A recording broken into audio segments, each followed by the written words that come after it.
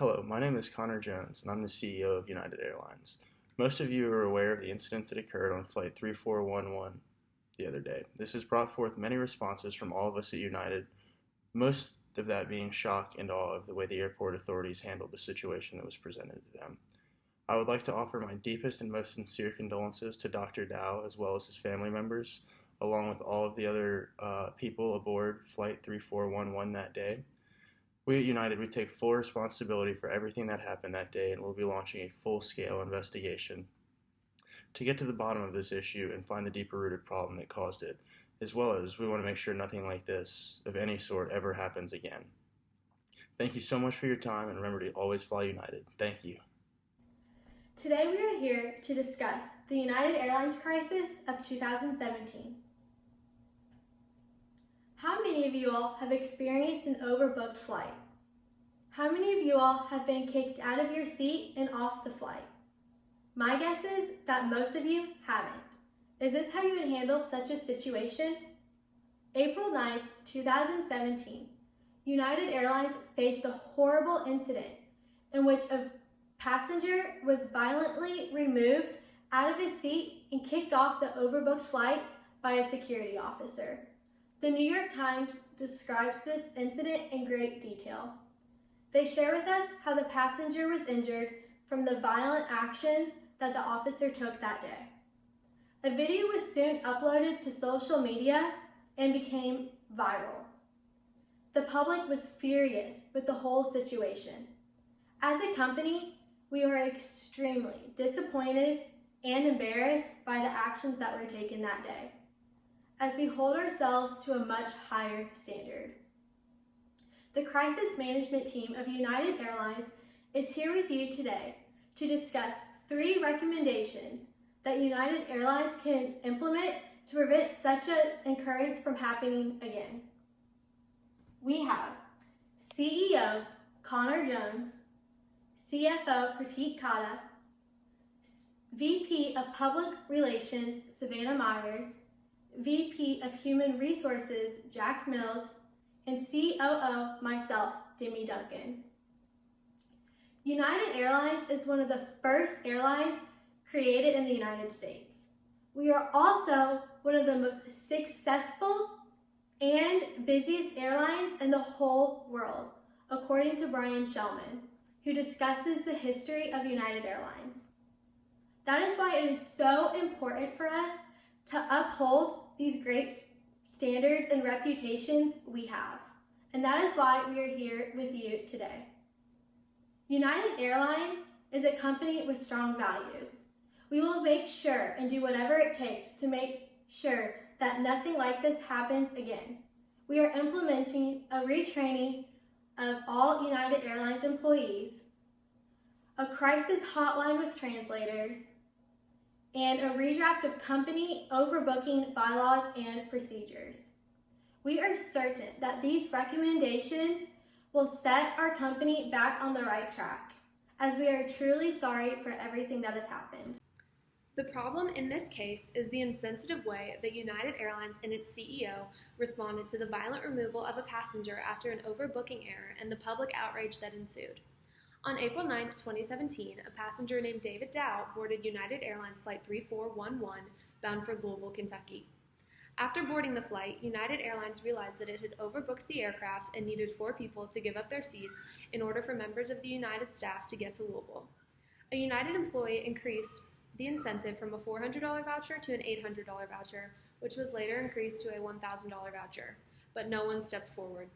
Traditionally, airlines take into account how long the customer would have to wait at the airport before being rebooked and how many people were in their party, among other things, before asking any customer to give up their seat on the aircraft.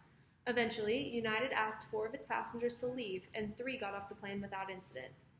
The other passenger was David Dow, a 69-year-old Vietnamese-American doctor from Elizabethtown, Kentucky.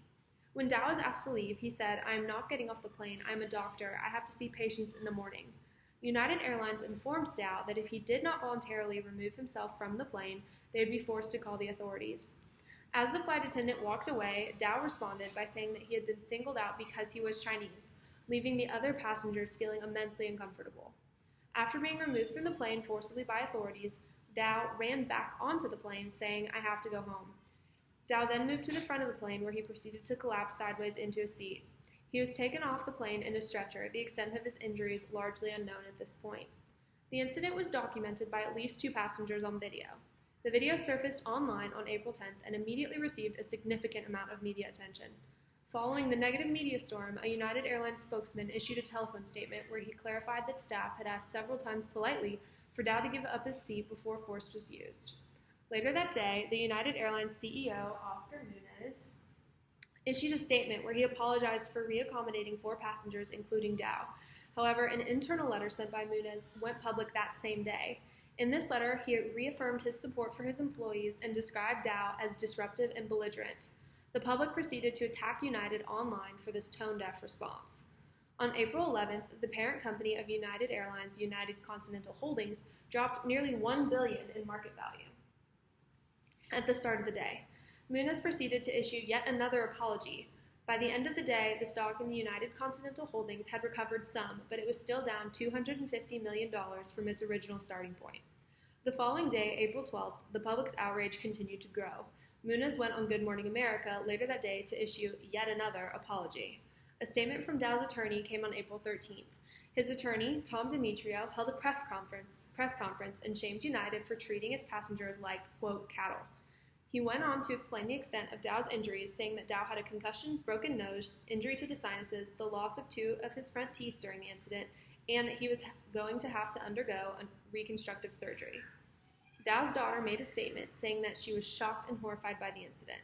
United once again reiterated its apology, saying that it will never use law enforcement to remove passengers unless it is a matter of safety and security, and continues its internal review.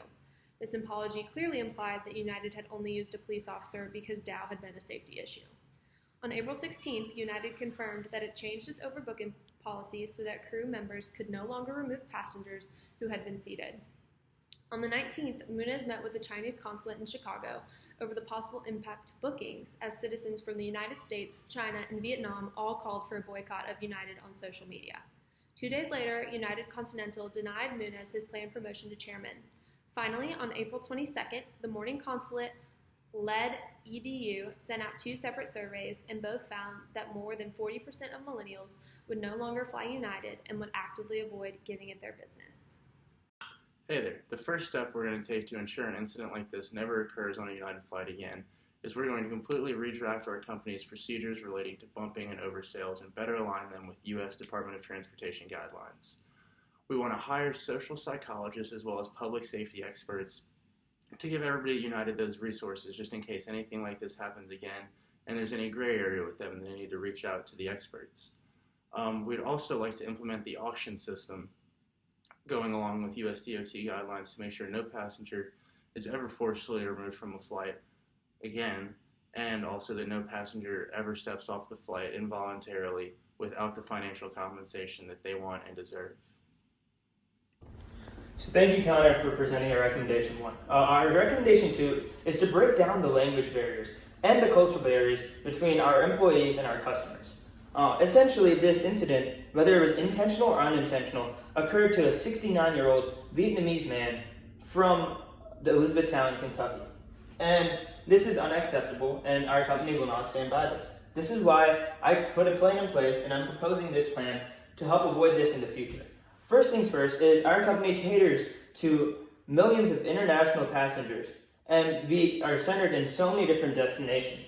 So what I want to do is basic conference here in Chicago in our headquarters and allow an international conference for our employees from different countries to meet and get to know each other. This will bring our company closer. At the same time, people will be able to relate because they have this exact same job, very similar jobs, and they work for the same company. And we can definitely open their eyes to different situations and different cultures across the world.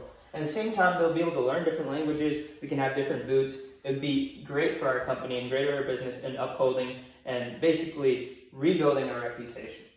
Another plan we have is to encourage foreign languages. We want to encourage foreign language learning in the ways of providing free college courses for our employees to actually give them motivation to learn different languages. And this will allow them to not only accept but relate other cultures.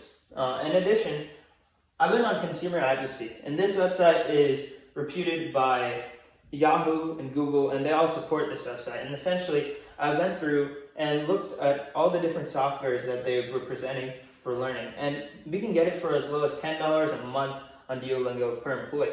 And we can definitely contact the companies and make that cost lower. And another great software is Rosetta Stone, and we can definitely contact them as well.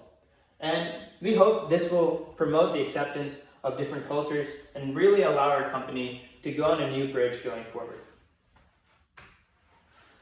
Our recommendation 3 is to redraft the company policies and procedures. These are the documents our company is based upon, how our employees act, and how our passengers are treated. And if this occurred one time, it can definitely occur another time because all our employees are trained in very similar ways and based on the same handbooks. So our first plan is to hire ethical advisors. I looked at a few websites and I found John Foster LLC, and they own a business called Business Ethics LLC. They basically go through a company's documents and ensure that they're up to ethical code. There's a big difference between legal and ethical. Legal means you're barely abiding by the guidelines and doing it because you want to do it, because you have to do it. Ethical means that you're going with your values and you're following proper values and you're sticking through them. So the employees keep that in mind when they're doing their job. Another thing we want to do is get board approval. This means all of the higher ups in our company will approve this, be online with these documents, this redraft, and not only will this allow for the procedures to be better, but they will have it in their mind when managing. And we hope that we want to send all of these documents to our management to ensure that they're able to guide their people and guide their employees under them with the same values that we want this company to uphold. And we hope this can definitely rebuild the reputation of our company and allow for our company to be at the state it was before this incident, or even possibly better, by really focusing on the main issue and why this occurred.